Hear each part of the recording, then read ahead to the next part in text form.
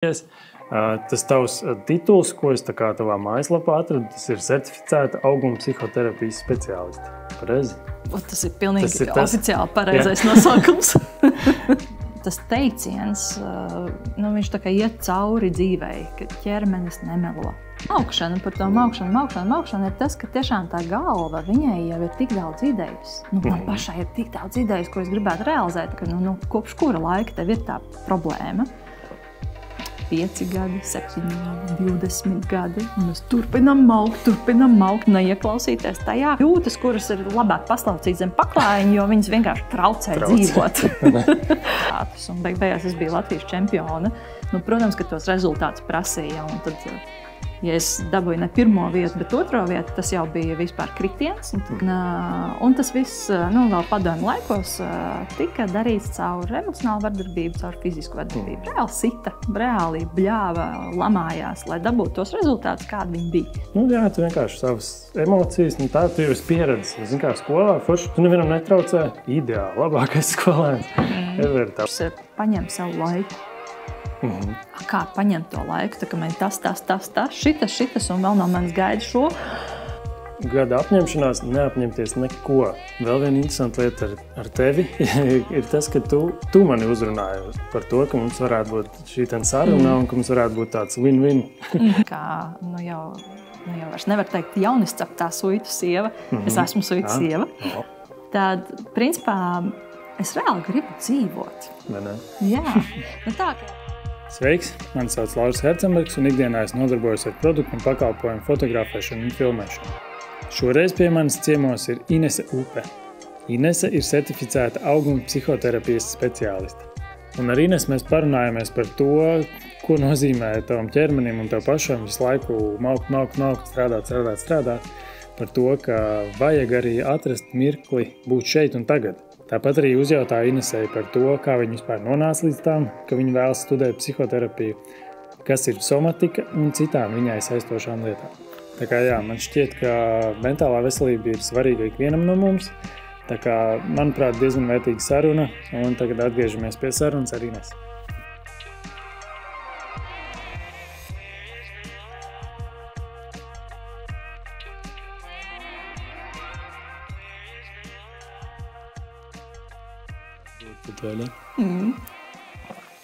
Tā, Ines, varētu teikt, ka mēs tā kā, iepriekš neesam pazīstami, bet nav tā arī, ka mēs pirmo reizi viens otru redzam. Ne? Mēs diezgan ilgu laiku nostrādājām viens otram blakus durvīs.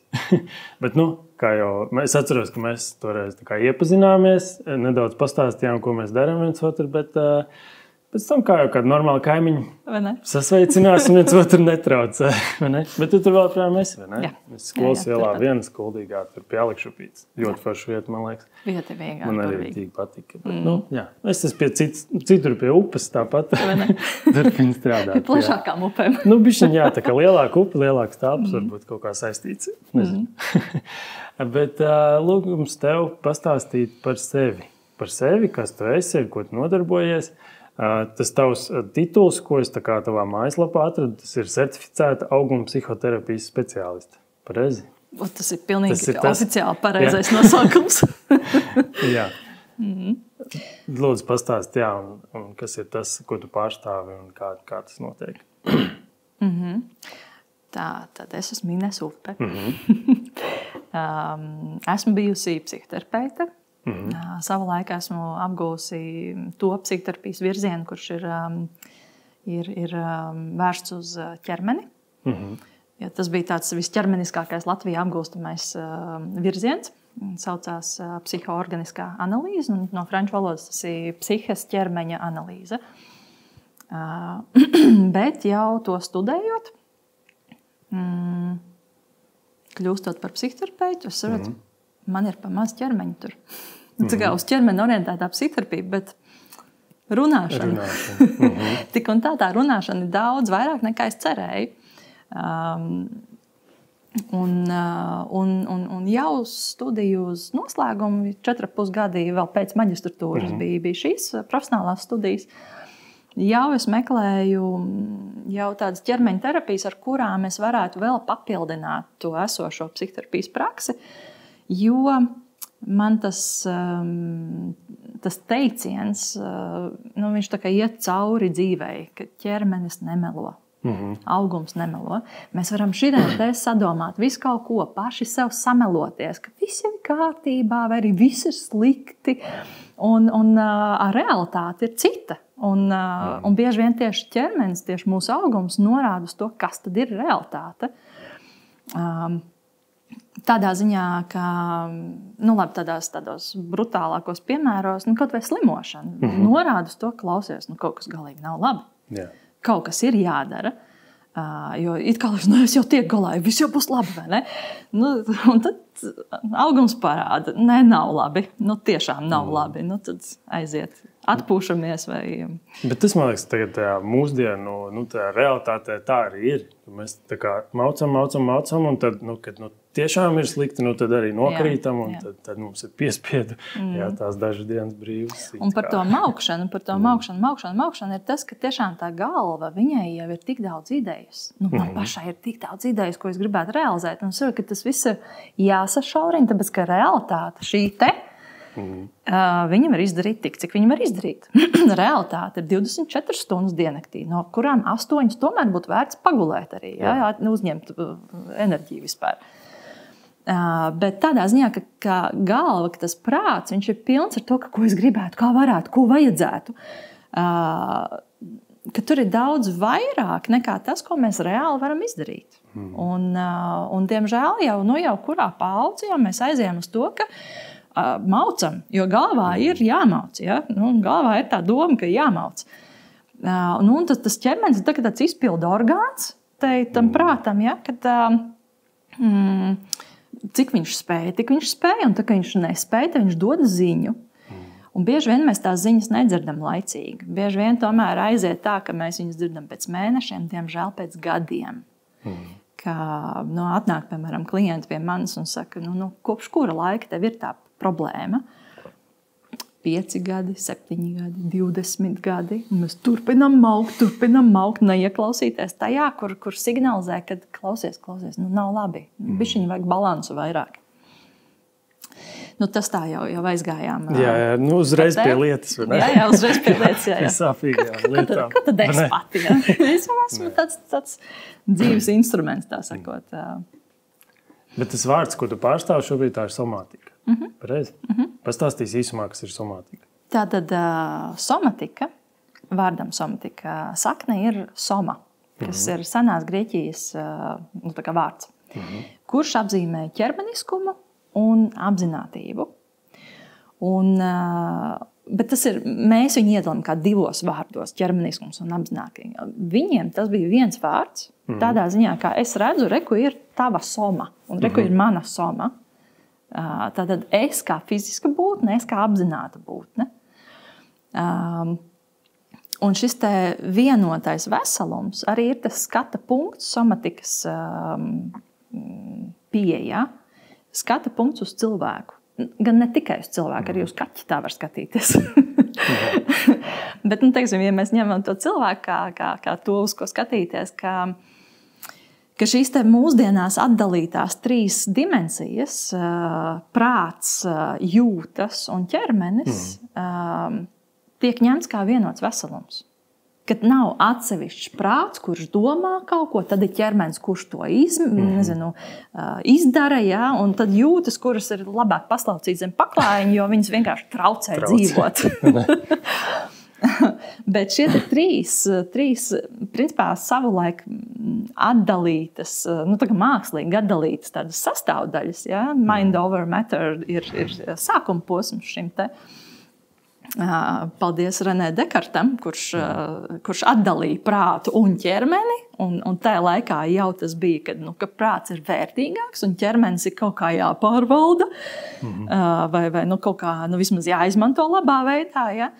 Un tie jau 3 gadsimti. Un tās jau ir 11 paaudzes, caur kurām mūsu skata punkts uz to, kas mēs esam, kas ir mūsu ķermeniskums, fiziskums, ir sadalīts.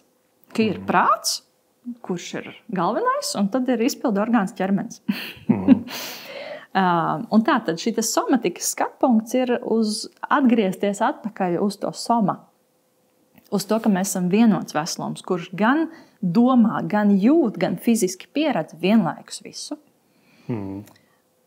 Tā būtu īsa atbilde. Jā, ne? Ja, man arī tā liekas, mēs jau neesam tā kā sadalīti tajās trīs lietās. Mēs jau arī tā kā nākam no dabas, mēs tāpat esam tie paši dzīvnieki, vai ne? Neviens meža dzīvnieks nedomā atsevišķās kategorijās. Tagad man vajag saņemties. Jā. Nē, tā kā nav spēka, vai tagad gribās atpūsties, tad vienkārši kaķis atpūšās. Tieši tā, es seko saviem tiem impulsiem. Kā tu vispār nonāci līdz tam, ka tas tev interesē? Vai arī kā tu vispār nonāci līdz tam, ka psihoterapija būs tas, ko studēt un mācīties? Jā. Es mēģināšu ļoti īsi garo stāstu. Jā. Tur ir kaut kādi 20 gadi ar plusu vēsturi. Okay. Jā, es mēģināšu tiešām koncentrēti. Tas pats sākums ir, kad man bija 5,5 gadi. Vecāki redzēja, cik es esmu elastīga, cik es esmu fiziski un aktīva. Un ieraudzīja, mākslas vingrošana varētu būt tas, kur to bērnu vest. Un viņi bija pavisam netālu no mājām. Un tad es sāku trenēties mākslas vingrošanā. Un šī pieredze, jau, kad man ir pār 40 riktīgi, jau es varu ieraudzīt arī resursus tajā. Bet, principā, es 8 gadus katru vakaru pa 3 stundām mācījos lietot sevi. Es reāli gāju katru vakaru uz treniņiem, kā uz darbu, kopš 5,5 gadu vecuma. Laicīgi. Bet tam uz darbu tā, ka jau pēc kāda gada es saprotu, ka no manis reāli močī prasa rezultātus. Un beigās es biju Latvijas čempione. Protams, ka tos rezultātus prasīja. Un tad, ja es dabūju ne 1. vietu, bet 2. vietu, tas jau bija vispār kritiens. Un tas jau ir tikai 2. vieta. Kas tad tas? Un tas viss, vēl padomju laikos, tika darīts caur emocionālu vardarbību, caur fizisku vardarbību. Reāli sita, reāli bļāva, lamājās, lai dabūtu tos rezultātus, kādi viņi bija.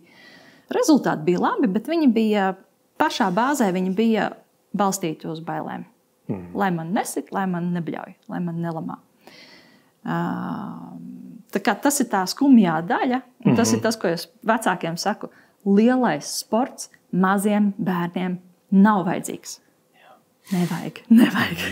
Es pats arī esmu nonācis pie tādas atzīmes. Caur sevi. Tātad tie bija gadi, kad es ļoti labi apguvu, ko es varu ar savu ķermeni izdarīt.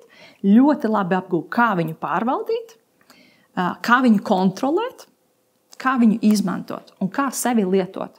Un tas ir tas, ko mēs ikdienā principā visi iemācāmies. Tikai es tā iemācījos tā ļoti profesionāli. Un tad, kad es aizgāju projām no sporta, un tiešām tā, ka viss, es eju prom, es biju pusaudze, un man jau bija teikšana, es riktīgi noliecu fiziskumu, ķermeni kā tādu. Tā kā ķermenis tas vispār nekas. Ko es gāju studēt? Psihi. To, kas nav ķermenis. Jā. Tā arī var izdomāt. Jā. Labi, tur pa vidu vēl bija māksla, kur tā karjeras puse man īsti neaizgāja, bet iekšā ir. Tad es gāju studēt psihi, kas toreiz man likās nav ķermenis. Un nostudēju bakalauru, braucu uz studijām, vienkārši starodam. Šodien atkal būs kaut kas interesants, ko es studēšu. Reāli patika, bet visus 4 gadus, ko es studēju to bakalauru, es studēju, man patīk, man interesē, bet es nezinu, kā es to lietošu. Es nezinu, vai es būšu psihologs, piemēram. Ja? Un tad pēdējā gadā bija viens kurs, ne tad deju kustību terapija, ne tad kaut kas, ne tad ķermeņa terapija tā nebija, kuru vadīja Inga Majore toreiz. Un šobrīd jau arī Dūšele, kā otrais uzvārds.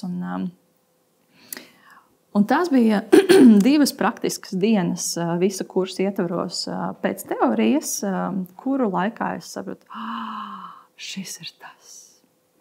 Un mēs kustējāmies, mēs apzinājāmies, mēs improvizējām. tas bija tas, nu, tā kā tāda deju kustība terapija, principā, apmēram tas, ko mēs darījām. Un jā, šis. Un tad pamazām pakāpeniski es vienkārši gāju tur, kur man sirds sauca. Un tas nebija tā, ka šī būs mana profesija, es zinu, ka es to darīšu. Vienkārši tas bija tas, ka šādi es gribu. Es gribu to apgūt, zināt, mācīties, darīt vienkārši.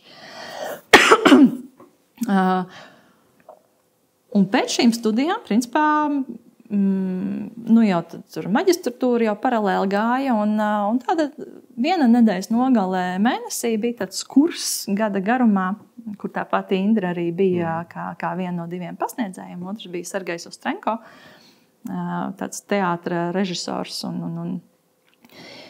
Un viņi pasniedza, principā, tādu kustību improvizāciju, teiksim tā. Izklausās baigi nenopietni.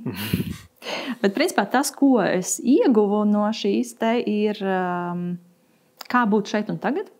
Jo, lai improvizētu, lai visus apstākļus ņemtu vērā un dotu vissmalkāko improvizāciju, man ir jābūt pirmkārt apzinātai, kur es esmu, kā es jūtos, kas vispār šeit apkārt notiek, kāda ir griezti, cik tālu ir sienas, kas vēl kustās telpā, kādi ir augi, kā tu uz mani skaties, kurā brīdī tu varētu sākt kustēties un kā es uz to reaģēšu. Es pieļauju domu, ka teātra improvizatori šito varētu saprast, ko es tad runāju. Un pamazām es ņēmu šo kursu 1 gadu, pēc tam es gribu vēl, es ņēmu to pašu kursu 2 gadu, vienkārši tāpēc, ka man gribējās. Pēc tā 2. gada jau bija tāds, ko tad es Latvijā, viņi jau tur 2 tādi jau ir. Un tad Sergejs teica, es braucu prom uz Ukrainu un nodod tev. Mācies. Un tā es 3. gadu vēl mācījos to pašu kursu, bet jau ar to zināšanu, ka es šo mācos kā apgūt, lai pasniegtu. Un tad 24 gadu vecumā gāju vadīt grupas. Nenormāli bail. Nenormāli gribējās un nenormāli bail. Es domāju, kā tie cilvēki, vai viņi mani klausīs, jo tādu bārdainu, nopietnu vīrišķi viņi klausa. Un kā es vadīšu tos procesus un tā. Bet tad jau, protams, jau bija tāda grupas dinamika, jo es apzinājos, kas un kā notiekās. Tā kā, principā, man tie resursi bija, es tikai nebija praktiski sākus to darīt. Un tā kā praktiski tas nav sākts darīt, tad liekas, neko nemāku. Un, principā, kopš 2004. gada es jau tā baigi viegli tēd runāju, bet es reāli pirmos 2 gadus man bija tāds, katru reizi šausmīgi gribās un šausmīgi bail. Vadīju šīs te kustība improvizācijas, tādas pašizziņas, apzināšanās, protams, pie reizes nodarbības. Nu, un tad jau pamazām tur lipa klāt vis kaut kādas vēl citas intereses, un beigās 2010. gadā es aizbraucu studēt uz Somiju, kas bija uz dejas un somatikas Dejas un somatikas izglītības departaments Austrum Somijā vienā mācību iestādē. Un tur es saprotu, ka tos gadus no 4. līdz 10. tur kaut kādi 6 apmēram. Tad tos gadus, ko es esmu darījusi, to izrādās kopš 60. gadiem sauc par somatiku.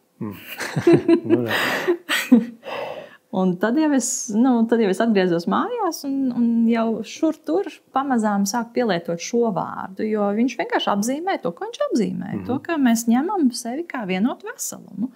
Un tad, kad mēs ņemam sevi kā vienotu veselumu, tad, kad mēs esam ar tas prāts ir tai ar uzmanību, tai fiziskumā, mēs jau esam šeit un tagad arī. Tagad tas, principā, dod iespēju būt meditatīvā stāvoklī šeit un tagad visu laiku. Un laikam, tas arī dod to prieku, principā, gan to pašai darīt, gan to pasniegt. Jo mēs visi gribam nonākt šeit un tagad. Kā tur nonākt? Ja? Vēršam savu uzmanību uz savu fiziskumu, uz savām sajūtām, uz to, vai man ir ērti, vai man kaut kur es varbūt lieki esmu iespringusi. Sajust, kur man ir karsti, kur man ir vēsi. Tie vienkāršie jautājumi, viņi man atkal un atkal var novest, es esmu šeit. Šodien ir tāds un tāds datums, es rekusēžu, ir rīts. Tūlīt būs marts. jā, sāc jau saprast, jā. Tā vietā, lai es skrietu savā prātā uz priekšu, man vēl, jā, bet maijā jau ir tas un tur tas un šis, ja? Bet tā ir nākotne, tas vēl nav pienācis. Un es varu šeit būt pilnvērtīgāk un beigās pilnvērtīgāk arī to nākotni izveidot. Tad, kad es atļauju sev biežāk, vairāk, ilgāk būt šeit un tagad. Vai ne? Būt tajā mirklī, nevis, tā kā, ir tā arī ļoti populārs vārds šobrīd, tā kā angliski anxiety, un tas ir tā trauksme par to, kas būs. Ne? Jā. Tāpat arī tā kā depresija, citreiz saka, tas ir, kad tu satraucies par to, kas jau ir bijis, vai, Par depresiju man ir labs, man šausmīgi patīk tas angliskais vārds. Jo, principā, viņš ļoti labi parāda, ir deprest. Jā, nospiest. Jā. Tā ir nospiestība, un ko mēs nospiežam, principā, vismaz manā praksē, individuālajā praksē, tu zini, es teikšu 100%. Ja kādam ir nospiestība, nomāktība, kaut kas uz depresijas pusi, tas viss ir par to, ka mēs jūtas apspiežam. Jo prātam ir skrējiens, jūtas traucē, ko mēs darām, lielākoties mēs viņus apspiežam. Ir cilvēki, kas vairāk histēriski izreaģē un mauc tālāk, bet liela daļa mēs esam iemācījušies apspiest jūtas. Un tad nav brīnums, ka ir depresija. Jā, par šo tēmu arī varētu runāt, jo es nekad neesmu gājis pie psihoterapeita. Bet ir bijuši brīži, kad es domāju, ka tagad tiešām ir jāiet. Un nav man neviens nozīmējis, ka man ir bijusi depresija, bet es varētu tā diezgan droši teikt, ka ir bijusi un ir bijusi diezgan dziļi kaut kādā brīdī.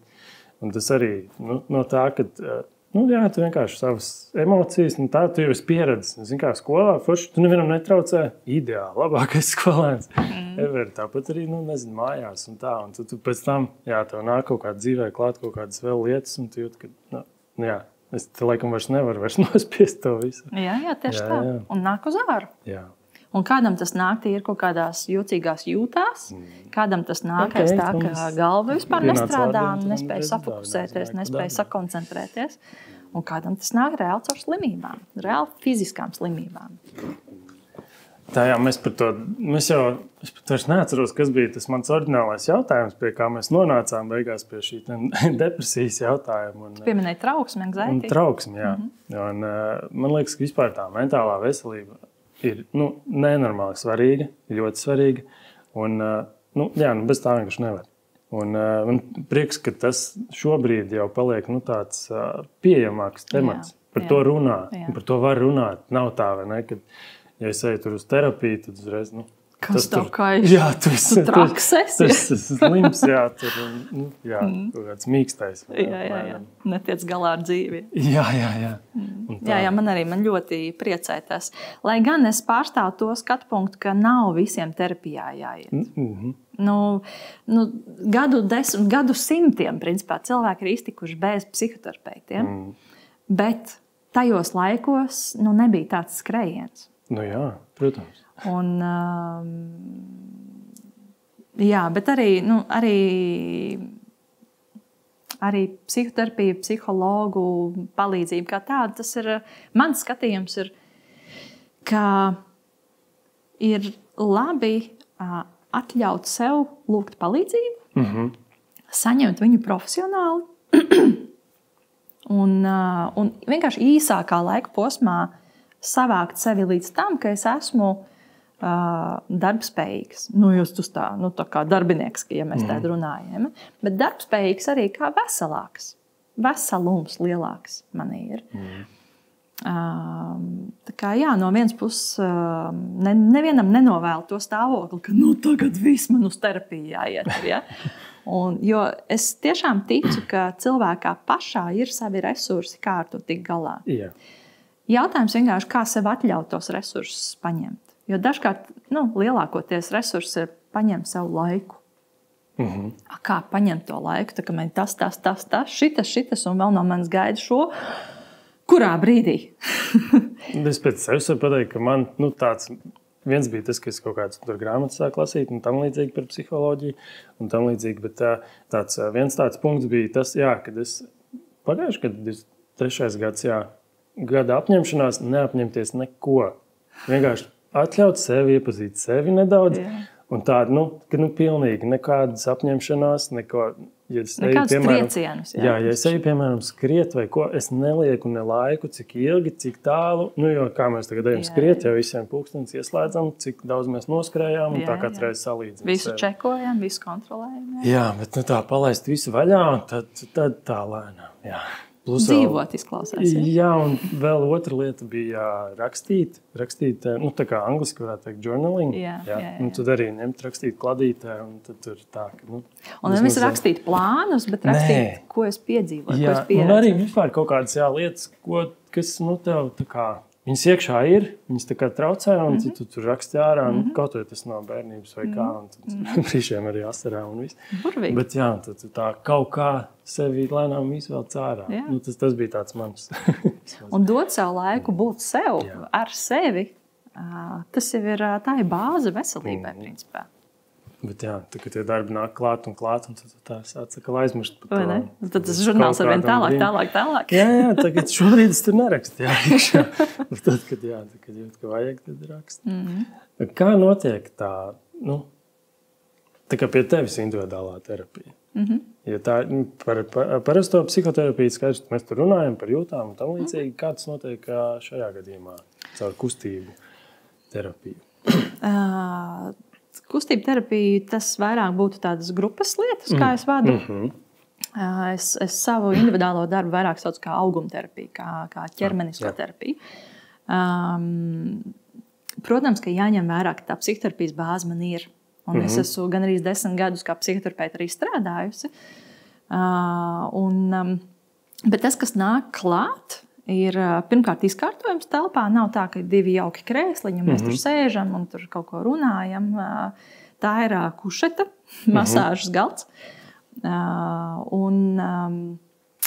Tā kā es pārstāvu, es vēl apgūpu par šitiem visiem gadiem vēl Grinberga metodi, kas ir tieši tā ķermeniskā metode, kas man likās, ar šo es jūtos pilnīgi apmierināta strādājot. Es tā kā jūtu jaudu. Šī ir tā jauda.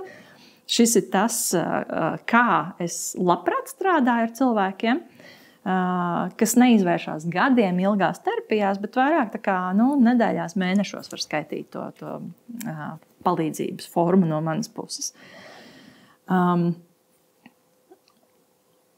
Tātad, formāts ir, mēs runājam arī ar prātu, prāts ar prātu runā, jo bieži vien cilvēks atnāk ar to, ka man ir problēma. Es nezinu, no kura gala sākt, kur ir tā astēs, kuras raut, lai tur viss, sāktu beidzot brukt vai sāktu beidzot kārtoties. Ja? Tātad mēs kristalizējam vispār, pa plauktiņiem liekam to lietu, ar ko cilvēks ir nācis. Tā kā mēs gan mentāli strādājam, kas varētu būt tāda psihoterapijas daļa, bet tāda fokusētāka nekā tāda klasiska psihoterapija. Kad mēs runājam par visu šo mentālo, caur šo mentālo runāšanu, mēs pieskaramies noteikti arī jūtām, jo cilvēkam vienkārši, jo viņš ir atnācis un runā par to savu problēmu, visbiežāk tās jūtas vienkārši nāk, un tad mēs arī mācāmies, kā tām jūtām ļaut būt. Un tas tā trešā komponente, kas ir manā skatījumā visvērtīgākā, nevis, ka viņi ir vērtīgāki par tām 2 pirmajām, bet tas, ka viņas ir visas 3 kopā, ir tas, kas reāli fiziski pieskaros cilvēkiem. Un tas darbs ir atkarībā no katra cilvēka, kas pa cilvēku ir atnācis, ar kādu jautājumu viņš ir atnācis, un kur ir tie sastrēgumi ķermenī, caur kuriem iedarbojoties primāri, mēs varam dot to iespēju, tam cilvēkam justies tā kā viss būs kārtībā. To sajūtu dabūt. Jo, principā, tā ir tā bāzes sajūta, kāpēc cilvēki nāk. Kad ir, ka viss būs kārtībā, dabūt to. tikšu galā. Un cilvēki tiek galā. Laikam tas, kas vēl šajā uz agoma orientētajā terapijā ir tas būtiskais, ko es pat esmu pieredzējusi. Es aizēju viņas un pat neesmu piemērs. Man viena draudzene, viņai bija sāpošs plecs, saucamies frozen, iesaldētais plecs. Ka viņa pār 40, bišķiņi viņi nevar augstāk roku pacelt kā šādi. Vienkārši nespēja. Un sāp, un tur viss. Un viņi saka, viņi iet pie viena, pie cita ārsta uz vienām citām pārbaudēm, un visi saka, pasaka diagnozi, un viss. Un tā kā pa gabaliņām paskatās uz plecu no šī skatu punktu, uz šito, un beigās viņa paliek viena. Neviens viņai īstā, tā 100% nevar palīdzēt, un viņai jāpieņem lēmums, ko tad tagad darīt. Viņa saka, es jūtos, ka es esmu pārbaudīta, es esmu bijusi uz konsultācijām, bet beigās es tur patās piedošanu pakaļā sēžu. Ja? un savukārt tāpat laikā, tad, kad viņi man šo stāstīja, es aizgāju patās Kuldīgā pie adata terapeitas. Un arī bija tā sajūta, es to izprovēju, kaut kas nav, kaut ko es netieku galā. Un man bija tik laba tā sajūta, ka viņa man tur mēli pārbauda. Un ko tur vēl, tur pajautā visādus jautājumus ap un par. Man bija tā sajūta, ka viņa redz mani visu. Jā. Nevis tur to daļiņu no vienas, un es tikai par šo daļiņu zinu, un par pārējo nezinu. Ja? Un man tiešām iedeva to sajūtu, ka būs labi. Un bija labi. Un tas arī šajā auguma terapijā arī dod to sajūtu, jo es tiešām skatos uz visu. Ja cilvēks saka, man sāp pleci, vai man sāp galva, vai man ir sāpības mēnešreizes, piemēram, ja, es neskatos tur konkrēti uz iegurnu, uz galvu vai uz pleciem. Jā, tas ir fokus, bet es skatos uz visu. Arī uz to, kā tu emocionāli jūties, tad, kad tas notiekās. Arī to, kādas frāzes tev galvā tajā brīdī, tad, kad tev sāp. Un tās frāzes ir baigās negantās. Tas, ko mēs runājam sev tajos brīžos, ir diemžēl liela daļa. Tāds. Jā. Tādi dubļi. ar draugu tā nerunāt. Droši vien, vai ne? Lai gan mums tā kā vajadzētu ar sevi diezgan draudzēties. Vai ne? Jā. Un tur jau ir tā grūtība, ka sevi mēs vairāk tomēr lietojam, nekā mēs draudzējamies. Vispār jau pie ārsta tā kā vajadzētu iet nevis, ka tev tur atsevišķi kaut kādu vienu diagnozi, bet tev pirmam jautājumam vajadzētu būt, kā tu jūties un kas mainījies, vai ne? Tā kā kaut kā saprast. Tas cēlonis jau bieži mums ir dziļāk kaut kur. Jā, tieši tā. Un jau lietas mainās. Jā, tas gan. Un, protams, ka ir labāk nekā bija pirms 10 un vairāk gadiem. Bet tā medicīnas tas funkcijās jau ir tāds tomēr. Tād par kauliem, tagad par muskuļiem, vai tād par aknu un neko citu. Bet akne jau ir viena sastāvdaļa no visa mūsu kopuma. Un ja mums kaut kādai mazai daļai sāp, tad visam kopumam ir slikti. Visam kopumam ir grūtāk. Un tāpēc arī tas skatiens uz visu kopumu, kas ir tas somatikas skatiens. Ka ne tikai tev fiziski kaut kas sāp, bet arī emocionāli tu jūties sliktāk līdz ar to. Un arī galvā tu jūties sliktāk līdz ar to. Galvā kā prātā, es domāju. Ka lai kas notiktos, vai tā ir, kāda mentāli risinām problēma, viņi ietekmē emocionālo, viņi ietekmē fizisko mūsu pašsajūtu. Ja tā ir kāda emocionāla problēma, piemēram, sērošana, ja, kas ir īstenībā baigā tēma, ka mēs īsti arī šajā skrējienā īsti neatļaujam sērot sev. Bet tas prasa vismaz gadu. Vai tās būtu izsērot attiecības, vai tas ir izsērot kādu mirušu cilvēku. Ja? Un ja mēs neizsērojam, galīgi nav brīnums, ka pēc kaut kāda laika parādās trauksmes lēkmes, parādās panikas lēkmes. Man ir vairāk klienti tādi bijuši, ka nāk panikas lēkmē un beigās mēs ejam pa to diedziņu uz atpakaļ, saprotam, neizsēroju. Un izsērojam, un cilvēks atlaiž to, ko viņš visu laiku ir turējis, tā kā iekapsulējis, un var dzīvot tālāk, citā kvalitātē. Jā. Vēl viena interesanta lieta ar tevi ir tas, ka tu mani uzrunāji par to, ka mums varētu būt šī saruna un ka mums varētu būt tāds win-win šajā gadījumā. Man liekas, man jau tas win ir ar to vien, ka es ar tevi tagad iepazinies nedaudz un parunājis. Bet tas otrs, kas no tavas puses ir tas, ka tu organizē šo fórumu Kuldīgā. Somatikas fórums, pareizi nosauc. Jā. Pastāstīs, kad tas būs, kas tas ir, ko tur varam iegūt un kāpēc tas varētu būt interesanti. Jā. Somatikas fórums ir 3 dienas, 3 no 4 lieldienu dienām, kas ir 29. 31. marts. Kuldīgā, tāpēc es arī tevi uzrunāju. Kurās būs iespējams pieredzēt 8 dažādas somatikas prakses. Tā kā dažādos 8 piegājienos, gaumēs, mērcītēs, kā jūs saucam, kā gribam. Jā, mērcītēs. Pieredzēt, kas ir somatika, pieredzēt arī sevi praktiski, kā ir, kad es pievēršu sev uzmanību, kā es kustos un apzinos, ka es ļoti maz kustos, bet apzinos.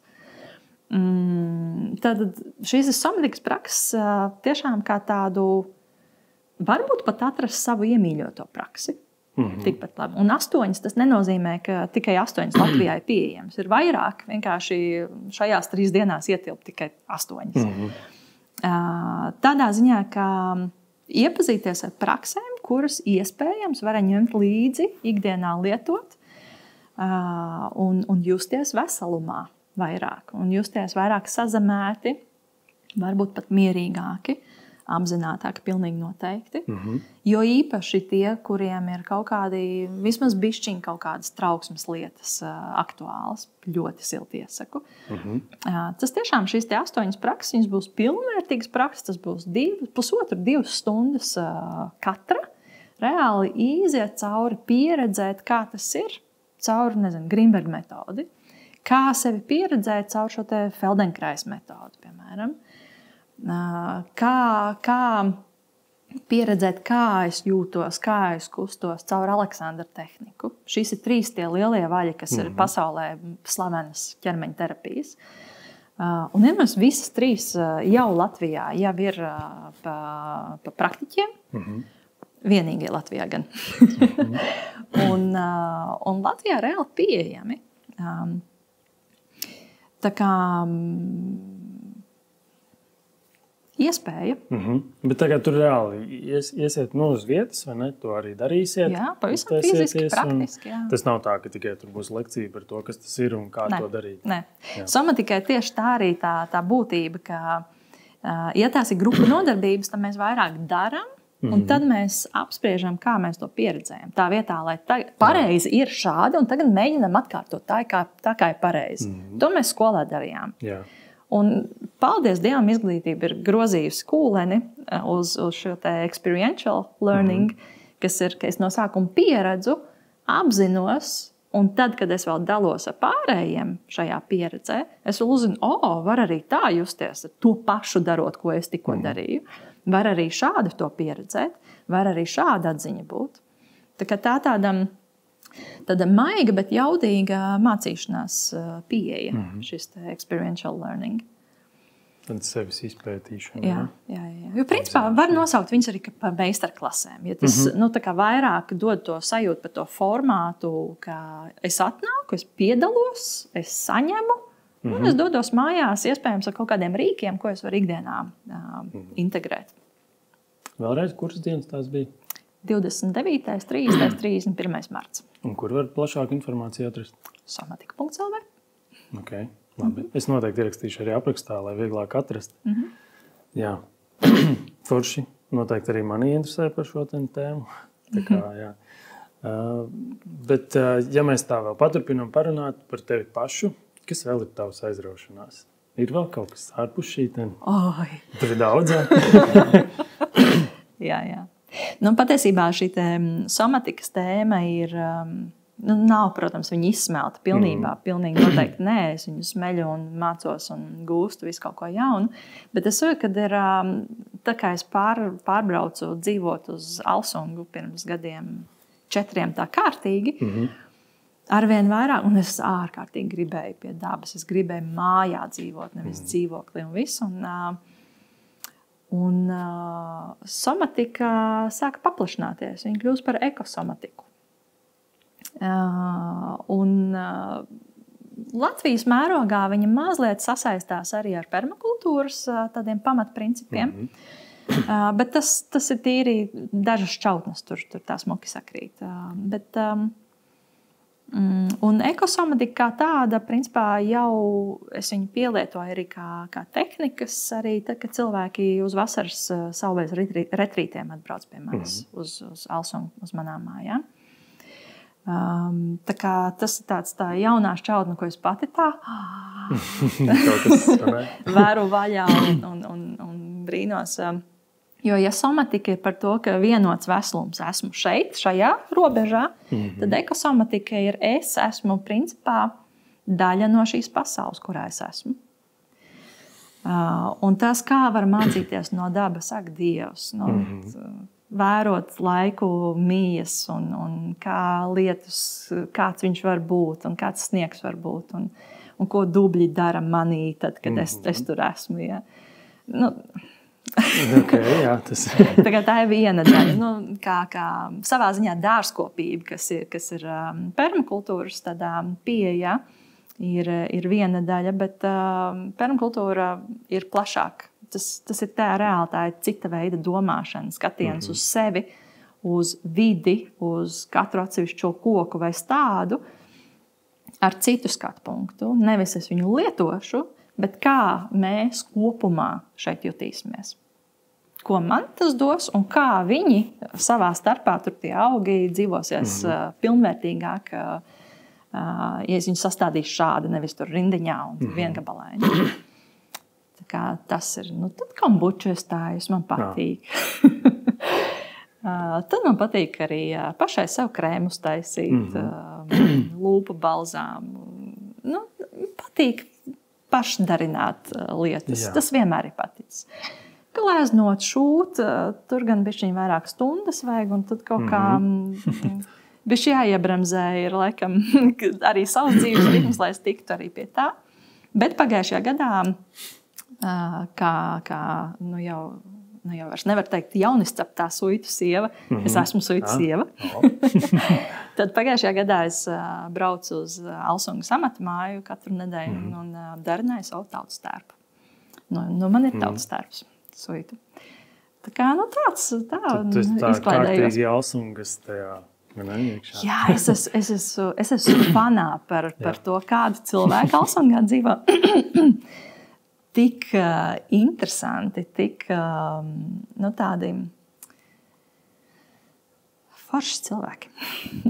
Ir tik labi būt tai iekšā community. Jā, es gribēju teikt, tas jau vien, kad tur ir tas suitu kultūra, tas jau reiz tā kā savējais, tur jau viss ir kopā turās. un man tas, es nezinu, kas man pie eņģeļa blakus stāvēja, ka man tajos dažos gados pieņem tik ļoti, tie suiti, kuri tur, nezinu, kā viņi tur pieņems, ja. Bet es jūtos ļoti, ļoti kā mājās tur, jā. Nekad nebija domājis, ka pilnīgi citā Latvijas pusē dzīvojot, es varētu justies kā mājās. Forši. Ļoti forši. Ir kaut kas tāds, ko tu varētu mums tagad, nezinu, praktiski parādīt, ko paņemt līdzi, nezinu, kaut kas varētu ikdienā palīdzēt? Tu noteikti kaut ko jau iedomājies, man šķiet, ne? Man kādi 7 varianti. Jā, kaut ko tādu vienkārši, īsu. Kaut ko tādu vienkārši.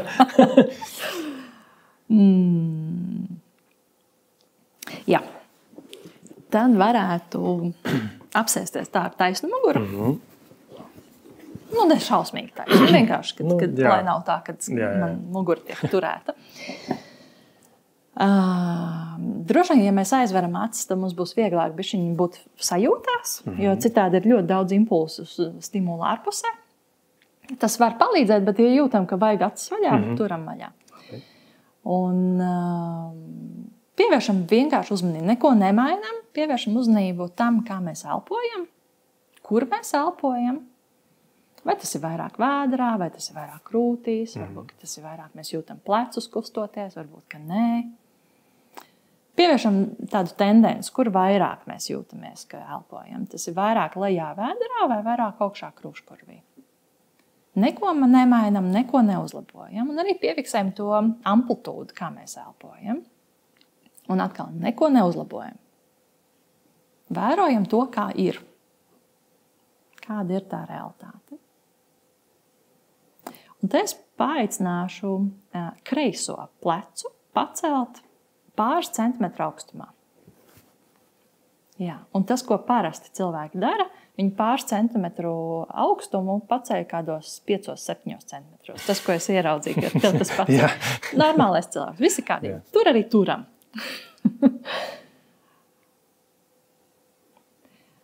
Un mēs it kā pacēlām tikai plecu, bet pievēršam uzmanību tam, kā tas ir ietekmējis elpu. Vai nav tā, ka mēs vēl mazliet šaurāk elpojam, vēl mazliet mazāk elpojam? Un mazlietiņi vēl paturēsim to plecu tā, kā viņš ir mazliet piepacelts, nekas jau tāds. Tā kā mūsu ikdiena, mēs visu laiku uzrautiem pleciem staigājam. Un piefiksējam, vai ir tikai plecs iesaistīts šajā. Ko mūsu kakls tajā pašā pusē, kreisajā, kāds tur ir saspringums. Un arī neko neizmainam, neko neuzlabojam. Vienkārši piefiksējam, jā, arī kakls ir iesprindis, arī kakls tur to plecu. Sajūtam, vai augšdēlums rokai, varbūt arī tomēr ir iesprindis, lai turētu to plecu uz augšu. Varbūt pat sajūtam elkoni, kurš arī ir iesprindis. Varbūt pat sajūtam vēderu, kurš arī dara darbu, lai tiktu pacelts plecs. Varbūt sajūtam arī savu žokli, kurš iespējams arī ir mazliet vairāk tonusā un varbūt pat vairāk uz to kreiso pusi, kur tas plecs ir uzrauts. Varbūt pat jūtam, ka auss tuvojās tam plecam vairāk. Es te nesuģestēju, vienkārši minu vietas, kuras varētu būt iesaistītas tajā, ka mēs it kā tikai plecu pacēlām. Un vēršam atpakaļ uzmanību uz to, kā mēs elpojam, kur mēs elpojam, neko neuzlabojam. Ja gribētu plašāk elpot, vēl atļaujam sev neelpot. Tiešām izzinām, kā tas ir. Un laižam plecu vaļā. Un ieelpojam lielākas, plašākas elpas. Ja prasās izstēpīties, izstēpamies. Tas, ko mēs tikko darījām, es aicināšu vēl elpas turpināt lielākas, lai mēs varam tiešām šo te, ko mēs sasprindzinājām, sašaurinājām, lai mēs varam dot brīvību šiem te audiem, kurus, principā tie bija audi, kurus mēs vēl apzināti sasprindzinājām. Šis mazais moments, ko mēs darījām, bija tāda ikdienas lieta uzrauta pleci. Iespējams, kāds pieredzēja vairāk to, ka nav uzrauta pleci. Ir saspringts kakls, ir arī elpa aizturēta, arī vēders ir saspringts un arī roka ir saspringusi. Tas ir viens. Ko mēs vēl darījām? Mēs bijām šeit un tagad. Mēs bijām ar savu prātu, savā fiziskumā. Šeit un tagad, mirklī. Un vienkārši apzinātībā, kā lietas notiekās. Mēs nebijām tik ilgi, bet varam piefiksēt, kāda ir sajūta kreisajā plecā, kā mēs pieredzam labo plecu. Nevajag meklēt mega atšķirības, bet iespējams, ka jūtam, ka kreisais plecs ir viena veida sajūtas un labais plecs ir cita veida sajūtas. Šī ir tāda ļoti, ļoti maiga tāda praksīte, tīri apzināties, kā es turu saspringumu un ka viņš nav tikai vienā pleca punktiņā. Viņš ir visā manī. Kas ir par šo te viengabalainību? Jā, šis bija labi. Tiešām sajūtu, kas kā un kā. Gan jau, ka vēl kāds izmēģinās un tā. Vēl pēdējais jautājums ir, varētu tā teikt, tāds tavs sapņu projekts, ko tu gribētu realizēt? Vai tas ir somatikas jomā, vai tas ir ārpusē kaut kā, vai tu jau šobrīd realizē šos fórumus, kur savāc kopā daudz speciālistus, varbūt tas ir kaut kas vēl lielāks fórums? Tu zini, laikam es vēl lielākus plānus negribu. Latvija ir maza, es esmu maza. Un līdzīgi kā tu saki, 2003. Gada apņemšanās bija neapņemties neko, tad, principā, es reāli gribu dzīvot. Vai ne? Jā.